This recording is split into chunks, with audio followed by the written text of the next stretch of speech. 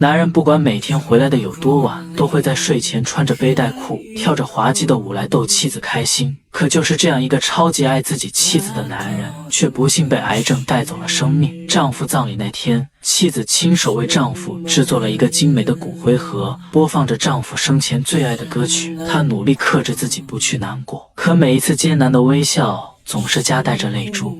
之后，他抱着骨灰盒回到家中，原本拥挤的客厅却显得格外宽敞，没有了往日的喧闹，也少了那声柔情蜜意的关怀。他只能放下手里永远沉睡的挚爱，一遍又一遍拨通他的语音信箱，也只有这样才能听到丈夫鲜活的声音。她每次都会冲2杯咖啡，然后穿着丈夫的外套，感受着一丝温存的气息。她总是在睡觉时让丈夫去关灯，可当她翻身搂住旁边的枕头，没有阻力的扑空感瞬间将她拉回现实。她只好起身躺在沙发上，面对着丈夫的骨灰盒安然入睡。她变得越来越颓废，不去工作，也不接任何嘘寒问暖的电话，只是穿着丈夫生前最喜欢的背带裤，唱着那种撕心裂肺般的歌曲，来回抚摸着摆满遗物的桌柜。她几乎沉醉在自己的世界里，完全没有注意到妈妈和闺蜜早已走到她的身后。Happy birthday！ 原来今天是何丽30岁生日，他们为何丽收拾凌乱不堪的房间。妹妹告诉她，有人送来一个包裹，打开却发现是落着丈夫名字的蛋糕。在她以为这是妈妈和闺蜜安排的同时，又在蛋糕盒上发现了一台录音机。在所有人诧异的目光中，她慢慢拆开上面的花带，按下开关。Hey baby, surprise!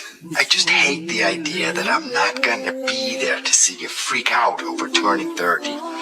I've written you letters that will be coming to you all sorts of ways. Letter number 1 will be arriving tomorrow.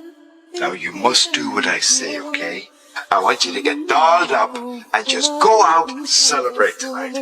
Denise, make a plan. I'm on it. I'll help.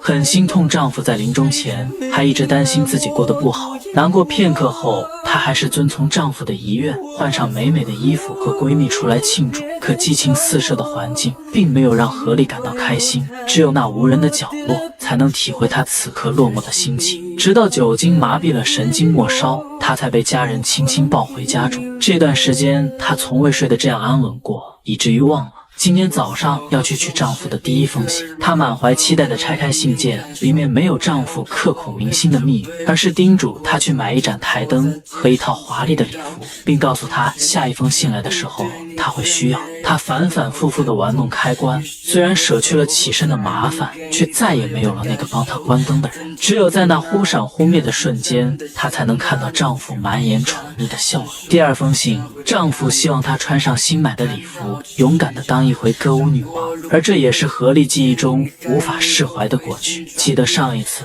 丈夫为了让何丽释放一天的压力，不断地调侃她走上舞台，结果何丽不小心摔了一跤。那次她不仅当众出糗，还摔断了鼻梁。丈夫微笑着安慰她没有关系，其实心里既心疼又愧疚。他想让何丽再次站上舞台，走出那段与她有关的阴影。第3封信，丈夫让她只留下一件皮衣，把其他所有的物品都打包带走。丈夫用这种方式让自己慢慢淡出她的世界，同时他还希望何丽能够接受其他追求者，去尝试另一段感情。可她与别人聊天的时候，总是不由自主地提起有关丈夫的话题，她控制不住自己不想他，更没办法让别人取代她的位置。第4封信，丈夫给她安排了一次旅行，她在闺蜜的陪伴下来到了丈夫的故乡爱尔兰，在那里他们找到了第5封信，丈夫希望何丽能去一趟威伦酒馆，那是他们曾经最喜欢的地方。可当她来到酒馆的时候，台上的歌手却唱着丈夫创作的歌曲，那种猝不及防的惊喜又勾起了何丽的回忆。那时丈夫总是满眼爱意地看着自己，也是在这里他们一吻定情，而这些美好却随着丈夫沉淀在心底。她不明白丈夫为何一直提起往事让自己难过。她偶然听到2个闺蜜的对话，她们一个即将结婚，一个孕育了新的生命，而只有自己还在停滞不前。这时她似乎明白了这趟旅行的真实用意。之后她去看了许久未见的公婆，刚开始还有点拘谨，她担心公婆还在因为自己带走他们唯一的儿子而生气，但公婆的热情与关怀让她瞬间打消这种念头。他们理解也尊重儿子的选择，并且爱他所爱，疼他所疼。公婆希望何丽在以后的日子里可以经常回来看看。他们还递给了何丽第6封信。原来丈夫早料到何丽会来拜见父母，就以这种方式来维护他们之间的感情。信上提起了他们第一次邂逅。那天丈夫下班回家的路上遇到了来爱尔兰旅游的何丽，第一眼他就被这个色彩斑斓的女孩所吸引。I'm lost.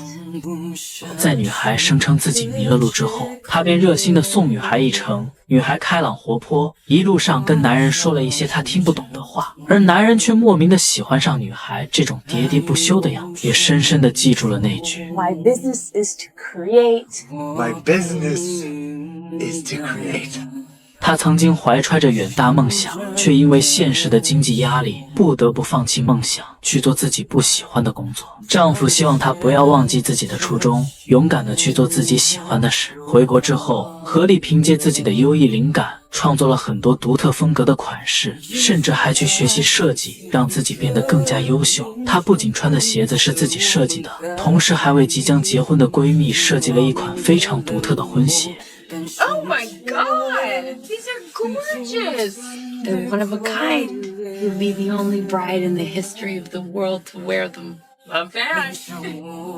后来，何丽成了某品牌的设计师，创造了很多新颖别致的作品。她有了一个崭新的生活状态，却唯独放不下对丈夫的感情。在与追求者的约会中，她仍会把对方叫成丈夫的名字。Jerry, stop it. Daniel.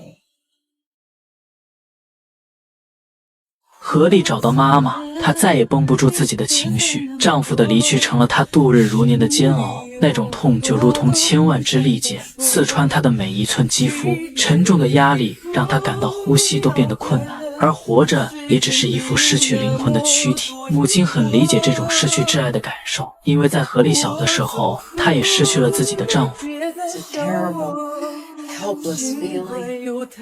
Makes you angry all the time.